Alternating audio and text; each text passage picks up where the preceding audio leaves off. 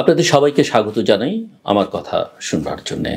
বাংলাদেশে নানা রকমের অস্থিরতা চলছে। এই অস্থিরতা কিছুটা দেশের ভেতর থেকে কিছুটা বাইরে থেকে উস্কানি দেওয়া হচ্ছে, সেটা আমরা দেখতেও পাচ্ছি এবং নানা রকমের অভিযোগ রয়েছে। অনেকের অভিযোগ যে যারা দেশের বাইরে থেকে এই উস্কানি দিচ্ছেন নানান দিক থেকে, তারা অনেক ক্ষেত্রেই বাংলাদেশটাকে বুঝতে পারছেন না। যেমন ধরা যাক, সাম্প্রতিককালে একটা বড় বিতর্কের জায়গা তৈরি হয়েছে যে বাংলাদেশের সংখ্যালঘু সম্প্রদায় নিরাপত্তাহীনতার মধ্যে আছেন, তাদের উপরে অন্যায় হচ্ছে, অবিচার হচ্ছে, এবং এই বার্তাটা বাংলাদেশের ভেতর থেকে ইসকন নামে একটি সংগঠন, তাদের অনুসারীরা বা সনাতনী ধর্মাবলম্বীরা সভা সমাবেশ করে বলবার চেষ্টা করছেন। কোনো কোনো মহল এই প্রচারণাটা চালাবার চেষ্টা করছেন আমাদের প্রতিবেশী দেশ থেকে। কিছু কিছু গণমাধ্যম বা গণমাধ্যম ব্যক্তিত্ব, কিছু কিছু রাজনীতিকরা ওই বিষয়টি নিয়ে কথা বলছেন। ভারত সরকার মাঝে মধ্যে কথাবার্তা বলছে, তারা তাদের উদ্বেগ প্রকাশ করছে, তবে তারা একথাও বলবার চেষ্টা করছে যে সমস্যাটা বাংলাদেশ সরকার দেখবে, সরকারই দেখছে।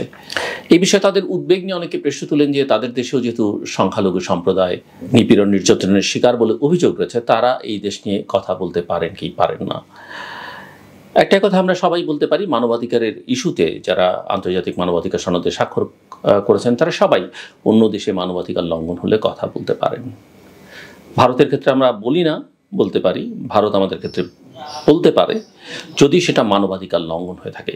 কিন্তু ধর্মীয় বিষয় বিবেচনা করে, এক ধরনের সাম্প্রদায়িক বিবেচনা থেকে সেটা করা সমীচীন নয়, অন্তত ব্যক্তিগতভাবে আমি সেটা মনে করি।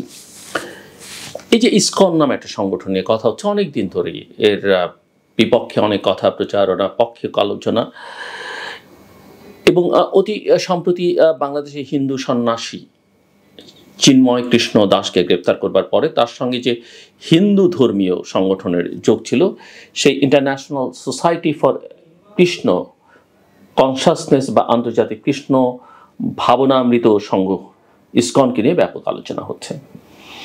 এবং আপনারা জানেন যে চিন্ময় কৃষ্ণ দাসকে গ্রেপ্তারের পরে আদালত প্রাঙ্গণে চট্টগ্রামে কী হয়েছে, একজন আইনজীবী হত্যাকাণ্ডের শিকার হয়েছেন, সেটাও একটা বড় উদ্বেগের জায়গা। এবং বাংলাদেশে এটা নিয়ে এক ধরনের সাম্প্রদায়িক দাঙ্গাও তৈরি করার চেষ্টা হলেও হতে পারত। কিন্তু বাংলাদেশের মানুষ যে সব দিক থেকে সহনশীল এবং ধৈর্যের পরিচয় দিচ্ছে সবসময় এবং সাম্প্রদায়িক সম্প্রীতিতে বিশ্বাসী, সেটা কিন্তু সেই প্রমাণ কিন্তু বাংলাদেশের জনগণ সামগ্রিকভাবে রাখছে। অন্তত এই সংখ্যালঘু সংখ্যা গুরু, এই বিবেচনাটা সংখ্যাগুরুদের মধ্যে খুব বেশি আছে সেটা মনে করবার কোনো কারণ নেই। অনেকের অভিযোগ যে ইসকন উগ্র ধর্মীয় মতবাদ প্রচার করে, এবং এটা বিভিন্ন খ্রিস্টান ধর্মের ক্ষেত্রে, ইসলাম ধর্মের ক্ষেত্রেও এরকম উগ্র মতবাদ প্রচার করবার নানা সংগঠন পৃথিবী জুড়েই আছে। ইসকনের ক্ষেত্রে এই অভিযোগটা আছে। আবার এর আগে ইসকনকে যেসব দেশে নিষিদ্ধ করা হয়েছিল, সেই সব তথ্য তুলে ধরে বাংলাদেশের সংগঠনটি নিষিদ্ধ করবার একটা দাবি তোলা হচ্ছে কিন্তু সামাজিক যোগাযোগ মাধ্যমগুলোতে, আপনারা লক্ষ্য করে থাকবেন। এবং অনেক দিন ধরেই কিন্তু এই দাবি আছে। ইসকনের বিরুদ্ধে নানা রকমের অভিযোগ কিন্তু সত্যি মিথ্যা যাই হোক না কেন সামাজিক যোগাযোগ মাধ্যমে আমরা সেটা দেখতে পেয়েছি। এবং সম্প্রতি আপনারা লক্ষ্য করেছেন যে বাংলাদেশ হাইকোর্ট ইসকনকে নিষিদ্ধ করবার আবেদন কিন্তু আমলে নেয়নি। আবার ইসকন আসলেই হিন্দু ধর্ম প্রচার করে কিনা তা নিয়েও বিতর্ক নজরে আসে ইন্টারনেট ঘাটলি। এমনকি কোনো কোনো হিন্দু সম্প্রদায়ের ব্যক্তিবর্গ বা সংগঠনও কিন্তু ইসকনকে তারা মনে করে না যে হিন্দু ধর্ম তারা প্রচার করে। এমনকি চিন্ময় কৃষ্ণ দাসকেও কিন্তু ইসকন আবার কোনো কোনো ক্ষেত্রে আমি দেখলাম যে তারাও ওন করতে চাইছে না। ইতিহাসে যেটা বলে যে 1966 সালে ইসকনের জন্ম হয়। বর্তমানে 500টিরও বেশি বৃহৎ কেন্দ্র আছে ইসকনের, এবং এর বাইরে তাদের বহু স্কুল আছে, মন্দির আছে, কয়েক হাজার স্থানীয় গোষ্ঠী আছে, প্রায় 100 নিরামিষ রেস্তোরাঁ পরিচালনা করে থাকে বিশ্বজুড়ে ইসকন। এছাড়াও নানা সমাজ কল্যাণমূলক কাজ, প্রাকৃতিক বিপর্যয়ে ত্রাণ বিলি করে থাকে তারা। এই সঙ্গে প্রধান কেন্দ্র পশ্চিমবঙ্গের নদিয়ার মায়াপুরে। সো এটা গৌড়ীয় বৈষ্ণব মতবাদ প্রচার করে, হিন্দু ধর্মের অঙ্গ ইসকন, এইসব নানা প্রচারণা, নানা আলোচনা আছে, এবং এর পক্ষে বিপক্ষে নানা রকমের বিতর্ক কিন্তু আছে। তবে পশ্চিমা দেশ বিশ্বের নানা দেশে ইসকনের যে লাখো লাখো ভক্ত রয়েছে সেটা কিন্তু স্বীকার করতেই হবে, কারণ তাদের ডাকে যে সমাবেশ হচ্ছে সেখানে অবশ্য আমরা বলছি যে এখানে মুসলিম ধর্মাবলম্বীরা রাজনৈতিক প্রয়োজনের বিবেচনায় গিয়ে হাজির হয়েছে ঢাকায় বা চট্টগ্রামে, এসব কথা আমরা বলছি বটে, কিন্তু সমাবেশের আহ্বানটা যেহেতু তাদের, কাজেই কৃতিত্ব তাদেরকে কিছুটা দিতে হবে। এবং সেটা কিন্তু পৃথিবীর বিভিন্ন প্রান্তে দেখা যায় যে তাদের সমাবেশে প্রচুর লোক হয় এবং তাদের লক্ষ লক্ষ ভক্ত কিন্তু পৃথিবী জুড়ে আছে। এবং এদের মূল নাম ছাড়াও ইসকনের ভক্ত হিসেবে আরেকটি নাম দেওয়া হয়ে থাকে। ইসকনের বিখ্যাত ভক্তদের মধ্যে অনেকেই বিলাসবহুল জীবনযাপন ত্যাগ করে একটা ব্রহ্মচারী বা সন্ন্যাস জীবন বেছে নিয়েছেন। বিখ্যাত মানুষদের সমাবেশ যেমন হয়েছে ইসকনে, তেমনি নানা সময় বিতর্কেও জড়িয়েছে নানা কারণে ইসকন। যেমন সংঘ প্রতিষ্ঠার গোড়ার দিক থেকে সিঙ্গাপুরে ইসকন নিষিদ্ধ থেকেছে দীর্ঘকাল। সংঘটির রেজিস্ট্রেশন আটকে রাখা হয়েছিল, তবে তারপরে অন্য নাম নিয়ে সে দেশে শুরু হয় ইসকনের কর্মকাণ্ড। এখন সেখানে একটি মন্দির আছে এবং ইসকনের ভক্তরা সিঙ্গাপুরে খোলামেলায় কাজকর্ম করেন।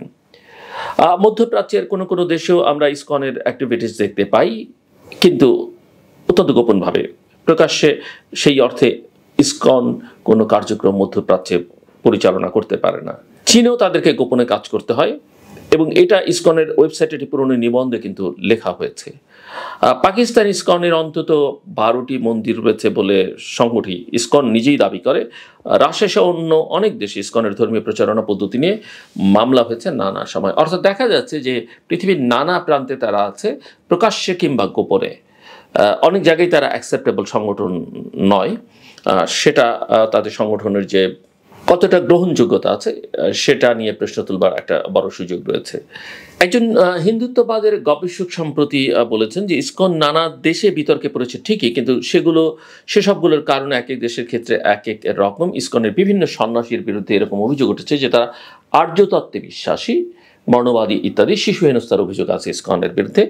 বাংলাদেশে ইসকনের কার্যকলাপ নিয়ে বলা হচ্ছে যে তারা উগ্র এবং জঙ্গি ধর্মীয় সংগঠন। এটা বলা একেবারেই উচিত নয় বলে ওই হিন্দুত্ববাদের গবেষক বলছেন। তারা হয়তো ধর্মীয় রক্ষণশীল সংগঠন, কিন্তু রক্ষণশীলতার প্রচার বিভিন্ন ধর্মের অনেক সংগঠনই হয়ে থাকে, যেটা আমি একটু আগে বলেছি আপনাদেরকে, যে ইসলাম ধর্মের ক্ষেত্রে সেটা আছে, খ্রিস্টান ধর্মের ক্ষেত্রে আছে, এমনকি বুদ্ধিজমের ক্ষেত্রেও সেটা আছে।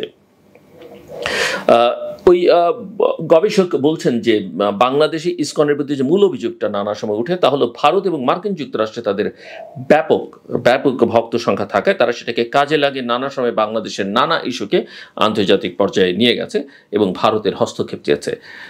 এটা মোটামুটিভাবে স্পষ্ট এই স্বীকারোক্তির মধ্য দিয়ে ওই হিন্দুত্ববাদের গবেষকের, যে ইসকন বেসিক্যালি হিন্দুত্ববাদের প্রচারের চাইতো বাংলাদেশকে তারা খুব একটা স্বীকার করতে চায় না। এটাকে তাদের ওই ভারতের একটা কলোনি বা সেমি কলোনি হিসেবে তারা অধিকাংশ সময় ভারতের ইন্টারভেনশন এখানে চায় এবং বাংলাদেশ বিরোধী একটা প্রচারণা তারা আন্তর্জাতিক বিশ্বে করে থাকে। সে কারণে অফকোর্স বাংলাদেশের যে কোনো নাগরিক ইসকনকে অ্যাকসেপ্ট করবার কোনো কারণ নেই এই বিবেচনা থেকে, যেটা ওই হিন্দুত্ববাদী গবেষক বলছেন। এবং সম্প্রতি বাংলাদেশ ইসকনের সঙ্গে সম্পৃক্ত কিছু সন্ন্যাসীর মুখে ভারতে মূলত বিজেপি নেতাকর্মী সমর্থকদের মধ্যে প্রচারিত যে স্লোগান জয় শ্রীরাম সেটা শুনতে পাওয়া যায়।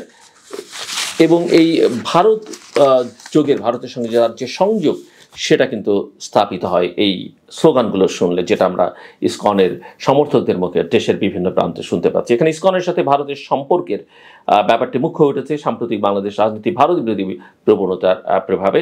ওই হিন্দুত্ববাদী গবেষক কিন্তু একথাও বলছেন এবং তার নাম হচ্ছে এই ভদ্রলোকের নাম হচ্ছেন স্নেগেন্দু ভট্টাচার্য। তিনি এটি সংবাদ মাধ্যমকে কথাগুলো বলছিলেন। এখন সাম্প্রতিককাল ইসকনের বেশ কিছু কর্মকাণ্ড নিয়ে বাংলাদেশের নানা আলোচনা তৈরি হয়েছে। তাদের ধর্মীয় ও মৌলবাদী সংগঠন হিসেবে আখ্যা দেওয়া হয়েছে। সিলেটে এক অনুষ্ঠানে স্বরাষ্ট্র উপদেষ্টা লেফটেন্যান্ট জেনারেল জাহাঙ্গীর আলম চৌধুরী বলছেন যে ইসকনের আন্দোলনে দেশি বিদেশি ইন্ধন রয়েছে।